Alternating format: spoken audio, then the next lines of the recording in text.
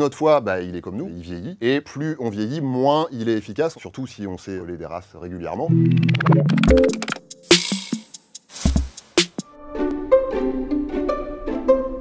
Bizarrement, ça se passe au niveau des oreilles, au niveau de l'oreille interne en fait, et notamment du vestibule, du système vestibulaire de l'oreille interne, qui est une espèce de petit système avec des anneaux dans différentes positions qui sont remplis de liquide, avec des petits capteurs qui donnent l'information, en fonction du mouvement du liquide à l'intérieur, sur la position de la tête dans l'espace et les mouvements de la tête. L'alcool, ça modifie la texture de ce liquide, ce qui fait que ça renvoie des informations qui sont fausses. Par exemple, on a l'impression que ça tourne alors que ça tourne pas du tout. Et du coup, en ce qui concerne l'équilibre, ça pose des problèmes pour les mêmes raisons, et aussi parce que ça perturbe la transmission des informations du système nerveux, ce qui fait que le corps, il a l'information que ça bouge. Du coup, il envoie le message aux muscles qui nous permettent de nous tenir droit, de dire attention, ça bouge, donc rétablissez un petit peu l'équilibre. Sauf que ce message, comme il passe mal, il passe un petit peu à contre-temps, et en plus ça bouge pas vraiment, du coup on fait des mouvements pour se tenir droit, alors qu'en fait on est déjà droit. Du coup on perd l'équilibre, on fait un peu n'importe quoi.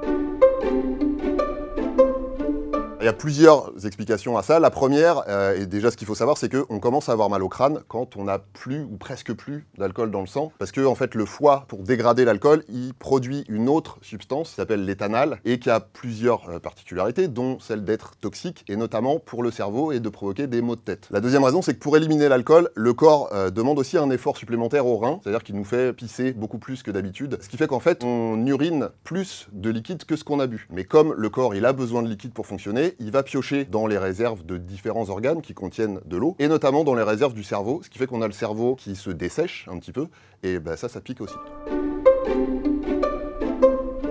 Ça arrive quand l'alcool est monté très vite dans le sang, en général. Donc soit quand on a beaucoup bu très vite, soit quand on a bu à jeun, c'est-à-dire avec l'estomac vide. Soit les deux, évidemment. Et ça perturbe une zone du cerveau qui est bien particulière, qui s'appelle l'hippocampe, comme le petit animal, et qui est responsable notamment de la mémoire. Et là encore, le problème, c'est que l'éthanol va se fixer sur certains récepteurs qui sont normalement utilisés par les fameux neurotransmetteurs pour transmettre les informations jusqu'à la mémoire épisodique où ils sont stockés. La mémoire épisodique, c'est les événements, qu'est-ce qu'on a fait, avec qui, comment on s'est senti, etc. Du coup, tous ces événements-là, ils n'arrivent pas jusqu'à la mémoire épisodique parce que c'est bouché, l'alcool a pris la place, du coup, ça peut pas rentrer. Du coup, le lendemain matin, on a tout oublié.